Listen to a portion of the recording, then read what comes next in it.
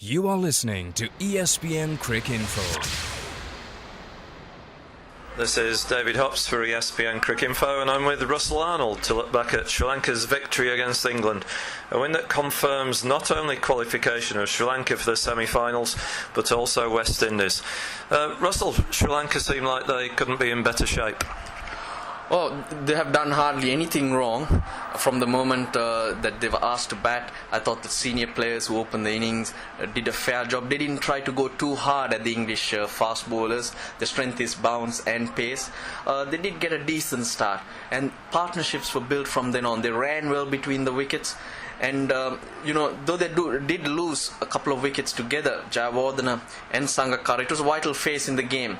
The two newcomers, the youngsters, who have been questioned for their temperament, came out and took the England bowlers very positively. A couple of boundaries to put the pressure on them, and another partnership was built. And they kept that going right through. It happened again in the innings, but Thirimana and Thisara Perera were able to do it again. So all the batsmen came in with intent. They had a certain plan in mind, and 160 was the target. They were able to get up to 169, and with the strength of the Sri Lankan team in their bowling, I think they would have been very, very happy at the break. As you say, Angelo Matthews and Jeevan Mendis, 52 from 31 balls. That's answered a lot of questions, and that must have given the whole Sri Lanka team so much confidence ahead of the semi-finals. It certainly will give them a lot of confidence, because it's all about everyone being in good shape.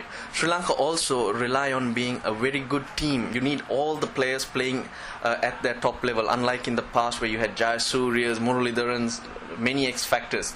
Here we do have the bowlers like Lasith Malinga, Ajantha Mendis, but they need to be given a chance, and to do that they have to play as a unit, and that's what they're doing well now. Even in the field they've been really good, very quick around across the grass, and they've been bowling as a unit too, so it's good signs for Sri Lanka. Do you feel, this happened last year and Sri Lanka got to the World Cup final and then lost, but do you feel there's more momentum in the way this Sri Lanka side are playing well 2020? Are you more confident about their chances than you were this time last year? Well, I certainly am. They're getting better day by day. They started off slowly, but come the last game against the West Indies, they played a very good game. Here, they've upped it once again. So that's what's really pleasing. They're getting better, peaking at the right time. And if I do make a comment on other teams, India is the team that they would probably fear, because they play spinners really well. But they would back themselves to control lots of other teams. Now, England chasing 170, that was always going to be a big ask, and when Lasith Malinga took 3 wickets in an over, he second over and he ripped out the top 3. Owen Morgan coming in at 18 for 3 off 3 overs. Do you think that virtually settled the game? I would go back a little further. 169, I was very confident Sri Lanka could get through.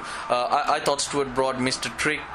Sri Lanka are a different team to New Zealand and West Indies, and this pitch has been played on, it's wearing. So asking Sri Lanka to bat first, knowing the worries that England do have against spin, was quite surprising.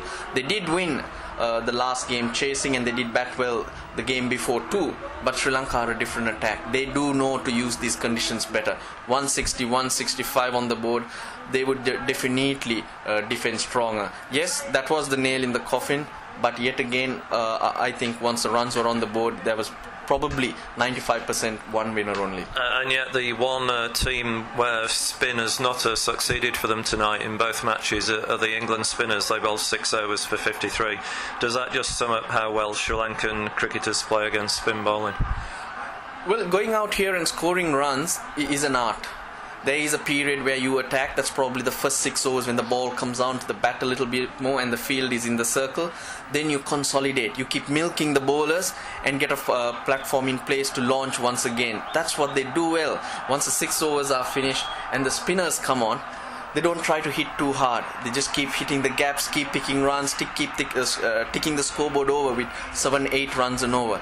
And that's why they're so successful. Lots of other teams have batted first but only ended up scoring 130, 140. And I would put that down to the knowledge of the wicket, because these players have played on this time and time again. Just finally, a word about Samit Patel. It's his first innings of the tournament. He's found himself coming in number 4 to try to get Owen Morgan in at the right time.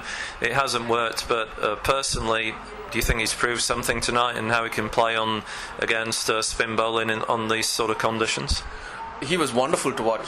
You could compare him to the class of Jayawardene, the shots he played. It was not slogging. He picked Ajantha Mendis off the back foot, off the front foot, you name it. Whatever shot it was all class. It was timing. He used his wrist well, and he probably was waiting for an opportunity like this. So he'll be a really happy man. It was unfortunate that no one else did help him in building that innings. And as long as he was there, though the required rate had risen up to 14, 15, there was always a chance. You still wonder whether this man can take England across. So he did give you that feeling, and I think that's a big plus that Samit Patel will try to build on for his future.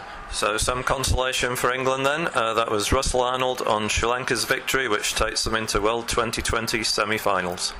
This is ESPN Crick Info.